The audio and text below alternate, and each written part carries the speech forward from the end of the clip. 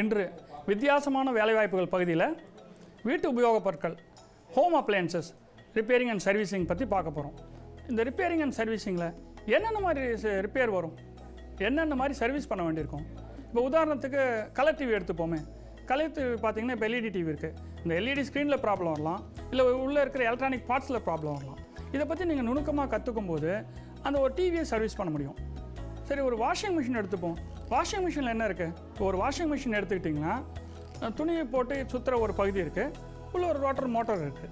So இப்போ motor இப்போ இருக்கிற எலக்ட்ரிக் பகுதியிலும் ரிப்பேர் வரலாம், இந்த துணி அலசும் பகுதியிலும் ரிப்பேர் வரலாம். ஸோ இது ரெண்டுமே நுணுக்கமாக கற்றுக்கும் போது அந்தந்த ரிப்பேர்ஸை நீங்கள் சரியாக பண்ண முடியும். இப்போ ஒரு மைக்ரோவேவ் ஓவன் இருக்குது.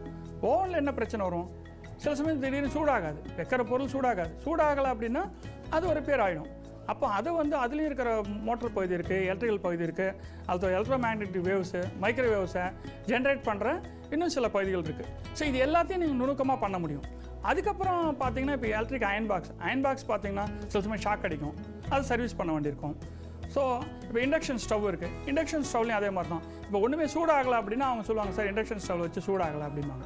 ஸோ இந்த மாதிரி ஒவ்வொரு கருவி எடுத்துக்கிட்டிங்கன்னா நிறைய தொழில் நுணுக்கங்கள் இருக்குது, தொழில் விஷயங்கள் இருக்குது.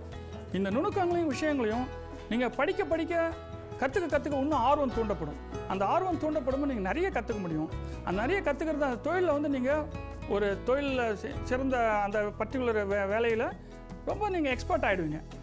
அப்படி இப்போ பண்ணும்போது உங்களுக்கு அதில் வருமானம் இன்க்ரீஸ் ஆகும். எல்லோரும் உங்களை விரும்பி கூப்பிட ஆரம்பிச்சிடுவாங்க. அவர் ரொம்ப நல்லா சர்வீஸ் பண்ணுவாருங்க, ரொம்ப நல்லா அதெல்லாம் சரி பண்ணி கொடுப்பாரு அப்படின்னு சொல்லி. ஸோ இந்த மாதிரி பண்ணும்போது நமக்கு வேலை வாய்ப்பும் நல்லாயிருக்கும், சந்தோஷமும் நல்லாயிருக்கும், நிறைய புதிய விஷயங்களை கற்றுக்கிட்ட சந்தோஷமும் வரும். இன்று நம்ம இந்த வீட்டு உபயோகப் பொருட்கள், வீட்டு உபயோக சாதனங்கள், இதில் இருக்கிற சர்வீசிங் ரிப்பேரிங்கில் இருக்கிற வேலைவாய்ப்புகளை பற்றி பார்த்தோம். இது போன்ற வேலைவாய்ப்புகளை தொடர்ந்து வரும் பகுதிகளில் பார்ப்போம்.